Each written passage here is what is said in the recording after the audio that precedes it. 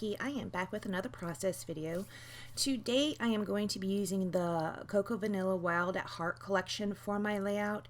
This is a layout I did for a Paper Issues challenge when they had that crop weekend. So I believe this challenge was to use one of their cut files. So I did, at the beginning you saw where I was showing you all those flowers I had cut out on my silhouette. That's the cut file I chose to use for that challenge. I just went through all the papers I had left, and right here I'm going to show you some of the thickers that I think I might use.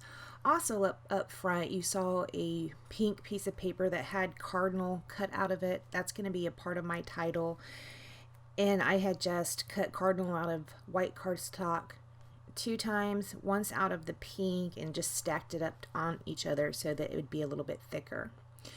Here's where I went ahead and pulled out those flowers again, and I'm trying to arrange them. I do decide to back the larger flowers here in a minute, but at first that really wasn't going to be my plan.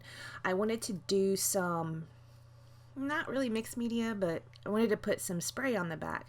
So I laid down one of the smaller delicate flowers, and I thought I would spray on it and kind of use it as a stencil with this Heidi Swapp Color Shining Gold. Yeah, no, it's not spraying. It is super annoying me, but I try it several times, try to unclog the bottle, didn't work, and here I'm still trying to persist at it.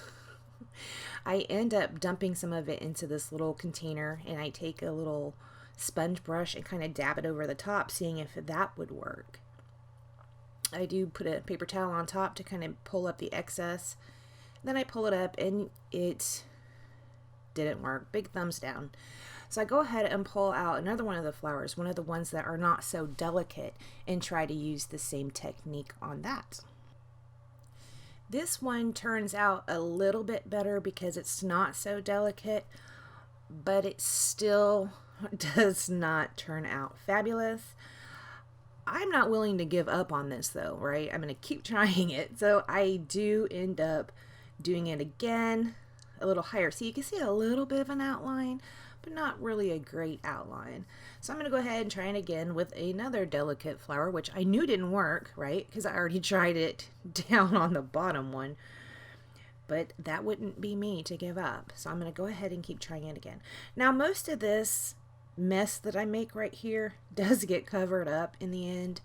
So I kind of knew, well, not necessarily that it would, but I knew that I could change and make my papers or my pattern or my design cover it if I didn't like it that much, right? So then I'm gonna go ahead and play around with these big flowers a little bit. See, right here is where I'm trying to cover up most of that glob. I'm like, okay, well, it doesn't have to show, right? I am going to use those flowers though that I turned gold with the mist. First, I'm going to put some more gold on this one, and I'm going to try and use it a little bit like a stamp and see how that works. So I do it over on the other side. Now you can't really see it very well on camera, but it does have this nice little faint flower. So it looks pretty cute. I think if maybe the background was white, it would stand out better. Or if maybe I didn't use gold, maybe if I used a brighter color, it would have, had a better effect. But I go ahead and keep doing that. It does look cute. It's just a teeny tiny detail that you probably don't even notice in the end, to be honest. So pull out those flowers again. And I think here is where I'm going to decide that I want to back them. Now the leaf portions of the flower I'm going to back with this beautiful floral vellum. And then one of the flowers has leaves and little buds. The buds I back with this floral vellum as well. The center pieces of the actual flowers, I am just going to back that with regular white vellum. So I didn't, make these perfect. I just glued it straight on there, and that's probably one of the harder ways. It'd be probably better for me if I would have traced it with a pencil, but I didn't want to deal with the erasing of the pencil lines, so I just went ahead and did it this way. Here is what they end up looking like. I think those look really pretty. And again, if I would have used a different background, maybe not this, what I ended up using, it's kind of like a wood grainish. It's kind of a gray and black color. This would probably look better if it was on white, but this is what I chose, and this is how it ends up, what I end up using. And it looks cute, but those flowers are so pretty, and I really think that they would have looked much prettier if I would have put them on a white background. Now I might go ahead and recut out this file and back them again in vellum and do it on a white background. That's always an option. I'm going to go ahead and commit to where those large flowers are, and I'm going to place them down. Here I'm pulling out some the other smaller flowers that had that gold mist on them, and I tuck them down around the page. I am going to go ahead and cut away and glue those down. I'm going to trim my paper up a little bit because I'm going to mat it on some black cardstock. So the photo I use is just a photo of a bird feeder, and this is right after I'd gotten this bird feeder. And you can see in the background there is a cardinal sitting on the fence. It took the birds a couple days to realize that that was actually food and for them to come over to the feeder and eat. But I was saying, "Dear Mr. Cardinal, it's okay for you to come eat this food." But I thought it was so funny that they would just sit back there on the fence and look. They didn't, I don't know, I guess birds are slower than I thought they would be. The squirrels figured out that was there probably before the birds did, and what they would do is this bird feeder, it hangs off a branch, but it sits about 8 feet out from the tree. The birds climb up the squirrels climb up the tree, and they get even with it, and they launch themselves off of the tree and hit the feeder so that food spills out the side, and then they eat the food off of the ground. It's kind of funny. I couldn't believe it the first time I saw them doing that. I'm like, oh wow, squirrels are smarter than I thought they would be. And also, I didn't know this, but squirrels are rodents. Who knew?